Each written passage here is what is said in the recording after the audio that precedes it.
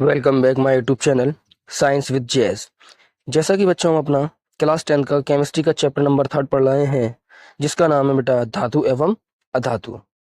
तो मैंने आपको इस चैप्टर में लेक्चर नंबर 1 बता दिया है और आज है बेटा हमारा लेक्चर नंबर 2। तो आइए बात करते हैं अपने हम लेक्चर नंबर 2 के बारे में। तो बेटा जिसमें सबसे मेरा पहला टॉपिक्स है अधातु के नॉन मेटल्स क्या होते हैं।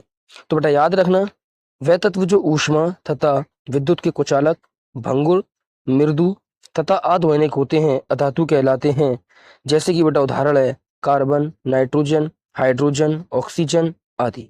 तो बेटा इससे पहले मैंने आपको धातु की परिभाषा बताई थी और आज हम पढ़ने वाले हैं अपनी अधातु की परिभाषा। तो जैसा कि अधातु की परिभाषा में लिखा है कि जो तत्व ऊष्मा तथा विद्युत के कुचालक होते हैं, भंगुर होते हैं, मृदु होते हैं तथा अध्वनिक होते हैं अधातु कहलाते हैं। जैसे कि कार्बन है, नाइट्रोजन है, हाइड्रोजन है, ऑक्सीजन है आदि। अब बात करेंगे बेटा हम अपने अधातु के भौतिक गुण के बारे में। तो जैसा कि लिखा है अधातुओं के भौतिक गुण निम्नलिखित हैं। तो एक एक करके बेटा हम इन अधातुओं के भौतिक गुणों के बारे में पढ़ना स्टार्ट करते हैं। सबसे पहले हम बात करते हैं बेटा अपनी भौतिक अवस्था के बारे में। भौतिक अवस्था का मतलब होता है कि धातु यानी अधातु जो होती हैं वो किस अवस्था में पाई जाती हैं, यानी ठोस में पाई जाती हैं, द्रव में पाई जाती हैं या फिर गैस अवस्था में पाई जाती हैं। तो देखते हैं बेटा हम, जैसा कि मैंने पहला पॉइंट लिखा है अधातु तीनों भौतिक अवस्था जैसे ठोस, द्रव, गैस में पाई जाती हैं। जैसे कार्बन, सल्फर तथा फास्फोरस ठोस अधातु हैं, जबकि ब्रोमीन एक द्रव अधातु है और हाइड्रोजन, ऑक्सीजन गैसीय अधातु हैं। यानी बेटा जैसा कि आपके सामने लिखा है क्या अधातुएं जो हैं वो तीनों अवस्थाओं में हैं। जैसे कार्बन हो गया, सल्फर हो गया, फास्फोरस हो गया, ये ठोस अधातु हैं। जो ब्रोमीन है वो एक द्रव अधातु है और हाइड्रोजन, ऑक्सीजन गैस है, ये गैसीय अधातु हैं। सेकंड प्रॉपर्टीज की हम बात करते हैं बेटा, सेकंड गुण की हम बात करते हैं विद्युत तथा ऊष्मा की कुचालक, यानी विद्युत तथा ऊष्मा की कुचालक। देखते हैं कि विद्युत तथा ऊष्मा की कुचालक कैसे होती हैं।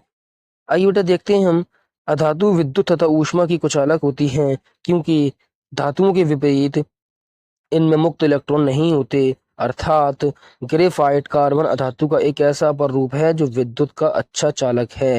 यानी बेटा याद रखना, सभी अधातुएं हमारी विद्युत की कुचालक होती हैं क्योंकि इनमें धातुओं की तरह मुक्त इलेक्ट्रॉन नहीं पाए जाते। लेकिन इसका एक अपवाद है, जो कार्बन का एक अपर रूप होता है जिसका नाम है ग्रेफाइट, ये विद्युत का अच्छा चालक है। आइए बात करते हैं अपनी बेटा हम अपनी तीसरी प्रॉपर्टीज के बारे में, जिसका नाम है बेटा मलिन, जिसको हम डल कहते हैं। मलिन अधातुएं चमकदार नहीं होती, इस अवस्था को मलिन कहते हैं। जैसे सल्फर और फास्फोरस चमकदार नहीं हैं। यानी बेटा मलिन का सिंपल सा मतलब ये है, डल का सिंपल सा मतलब ये है कि इनमें चमक नहीं पाई जाती, ये हमारी बिना चमकीली ही प्रतीत होती हैं। जैसे सल्फर और फास्फोरस चमकदार नहीं होती। अगली प्रॉपर्टी है बेटा हमारी मृदु। मृदु मतलब बेटा सॉफ्ट, यानी सॉफ्ट का मतलब सब बच्चे जानते हैं कि सॉफ्ट का मतलब मुलायम होता है। इसका मतलब अधातुएं हमारी सॉफ्ट नेचर की होती होंगी।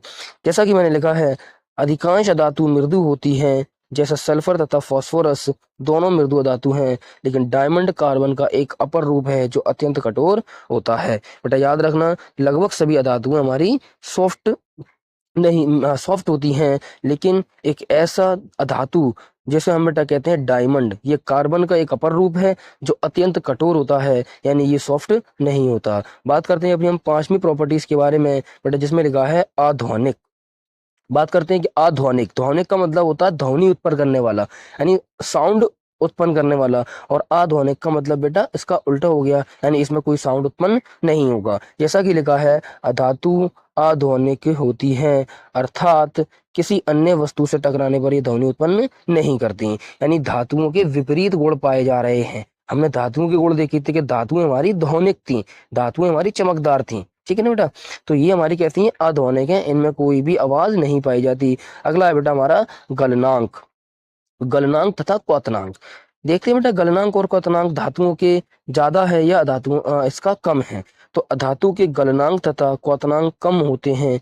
जैसे सल्फर का गलनांक 115 डिग्री सेल्सियस, मगर डायमंड का गलनांक 3500 डिग्री सेल्सियस से भी अधिक होता है। क्योंकि बेटा मैंने आपको बताया है जितनी भी अधातुएं हैं वो सॉफ्ट होती हैं, सॉफ्ट होने की वजह से इनका गलनांक और क्वथनांक भी क्या होता है, कम होते हैं। बेटा ये मिस्टेक हो गई है मुझसे, वहां लिख दिया है काम होते हैं, यानी वहां पर लिखना है आपको कम होते हैं। जैसे सल्फर का गलनांक 115 डिग्री और डायमंड का गलनांक 3500 डिग्री होता है, क्योंकि बेटा डायमंड हमारी सबसे कठोर धातु है, अधातु है। तो बेटा आज के लिए सिर्फ इतना ही। वीडियो अच्छी लगी वीडियो को शेयर कीजिए, चैनल को सब्सक्राइब कीजिए, वीडियो को ज़्यादा से ज़्यादा लाइक कीजिए। Thank you very much.